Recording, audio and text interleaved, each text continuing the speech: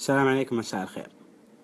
عمرك فكرت كم من الوقت يستغرق السقوط في حفرة على سطح الأرض حتى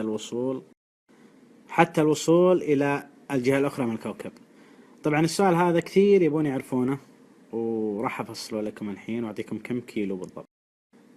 يتم تقديم هذا السؤال في معظم الأحوال إلى الطلبة دارسي الفيزياء التمهيدية: ما هو الزمن الذي يستغرقه السقوط الحر من نفق الجاذبية عند تصور حفر أنبوب من جانب من الأرض إلى الجانب الآخر من الكوكب مرورا بالمركز؟ كانت الإجابة على هذا السؤال طوال 50 سنة الماضية، يعني لهم 50 سنة إجابتهم واحدة، أن مثل هذا السقوط سوف يستغرق حوالي 42 دقيقة و12 ثانية. طبعا حل السؤال هذا يعتمد على قوة سحب الجاذبية الأرضية، والتي بدورها تعتمد على كتلة الجسم الساقط. ومع السقوط خلال الكوكب تقل كتلة الجسم بمرور الوقت، وبالتالي تقل قوة الجاذبية مع الاقتراب من مركز الأرض. وعلى افتراض عدم وجود مقاومة للهواء يمكن أن تصل سرعة سقوط الجسم إلى 8 كيلومتر في الثانية، مو في الساعة، في الثانية، طبقا لما أوضحه عالم الفيزياء ألكسندر كلودز في جامعة ماكجيل في مونتريال.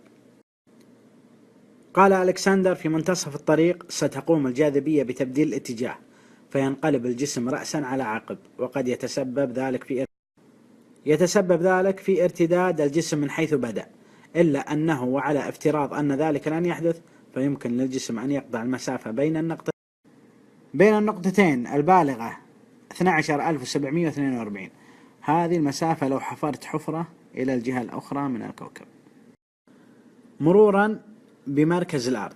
طبعا هذا مركز الأرض أو هذه النواة، هذه حرارتها تقريبا فوق 7000 درجة، لكن ألكسندر يقول أن الزمن سيكون قدره 38 دقيقة و11 ثانية، وهذا الزمن أقل من ما قدره العلماء، أقل ب4 دقائق و11 ثانية.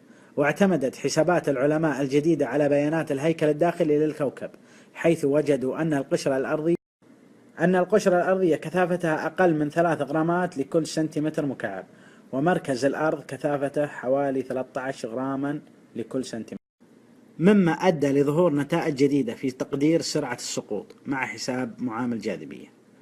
هذا اللي حطم العلماء فعلا. يقول ألكسندر: كل هذه النتائج افتراضية، وبالطبع لا يمكن نهائيا عمل حفرة من نقطة على سطح الأرض إلى نقطة أخرى مقابلة مرورا بأكثر من 12,000 كيلو متر.